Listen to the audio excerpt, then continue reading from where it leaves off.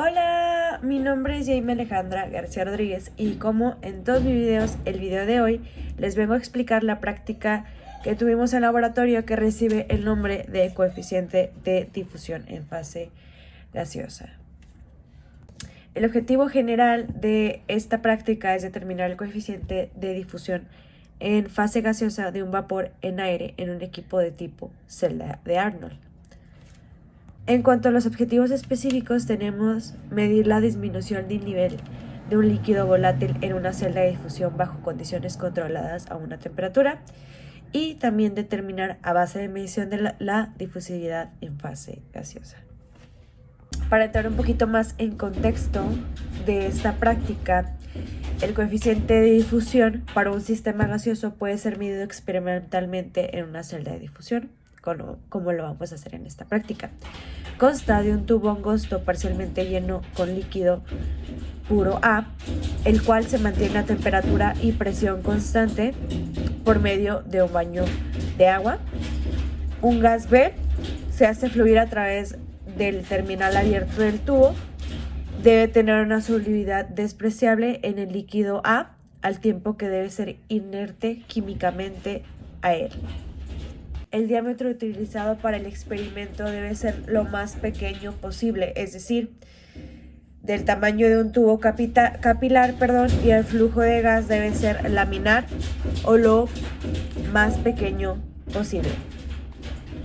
En cuanto a las condiciones de presión y temperatura, deben de mantenerse constantes, por lo que la celda se encuentra en un baño de agua, es decir, un baño María. Lo que se hace en el experimento es medir la variación de la altura del componente que se difunde, es decir, también el que está dentro de la jeringa, bueno, en este caso va a ser una jeringa. Este último es el que se encuentra en el tubo del diámetro pequeño, es decir, como les mencioné, en este caso en la jeringa, y el gas se hace pasar por encima del tubo. Para material y equipo vamos a utilizar un brazo de precipitado de 400 mililitros, un termómetro, una pipeta para insulina, una jeringa, una parrilla eléctrica, un cronómetro, etanol, acetona y agua.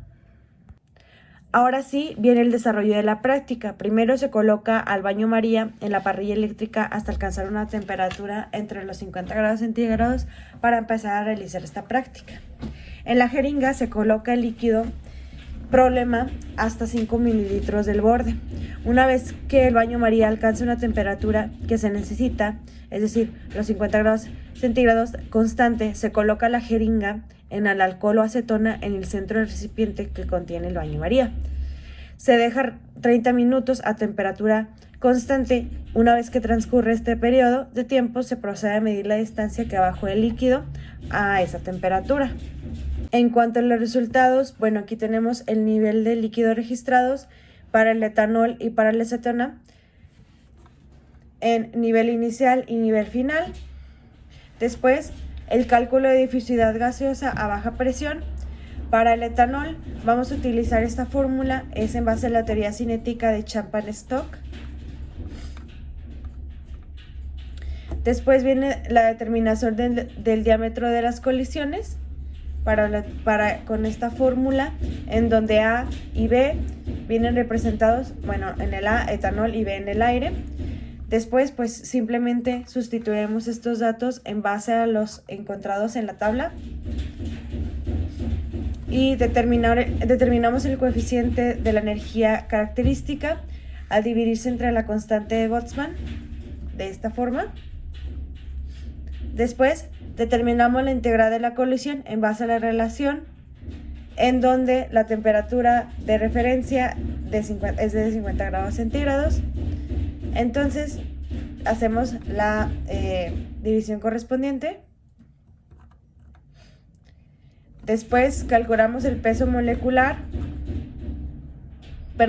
Con el valor de T vamos a la tabla de integral de colisión e interpolamos para obtener el valor exacto, el cual se encuentra aquí.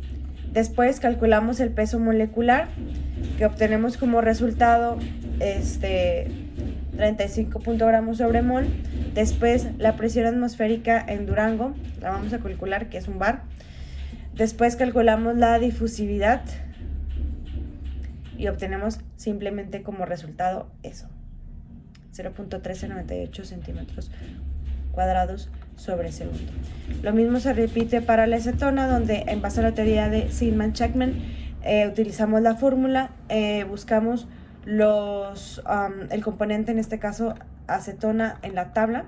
Después determinamos el diámetro de colisiones en base a los datos obtenidos en la tabla anterior y bueno, sustituimos teniendo como resultado pues eso que estamos mostrando aquí, es 4.15, y después determinamos el cociente de la energía característica al dividirse entre la constante de Boltzmann y obtenemos como resultado eso, y después determinamos la integral de colisiones en base a la relación de TE, donde la temperatura de referencia va a ser igual a 50 grados centígrados y obtenemos como resultado T. Con el valor de T, pues simplemente lo buscamos en la tabla de integral de colisión.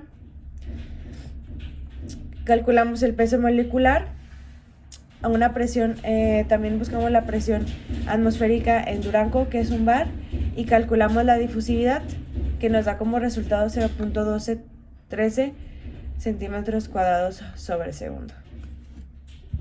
En conclusión, el coeficiente de difusión de fase gaseosa es un parámetro fundamental para entender cómo se mezclan gases y cómo se propagan en reacciones químicas en sistemas gaseosos. Este coeficiente depende de varios factores como la temperatura, como ya lo vimos, la presión, la composición de los gases y puede ser determinado experimentalmente utilizando técnicas. Es importante tener en cuenta que el coeficiente de difusión no es constante y puede variar significativamente en diferentes condiciones de operación. Por lo tanto, es crucial considerar cuidadosamente que el coeficiente de difusión en cualquier proceso que involucre la mezcla de gases y el diseño de dispositivos que utilicen gases. En general, el estudio del coeficiente de difusión en fase gaseosa es esencial para comprender mejor los procesos químicos y físicos en la atmósfera, en la combustión y bueno, sobre todo en los campos de química y bioquímica.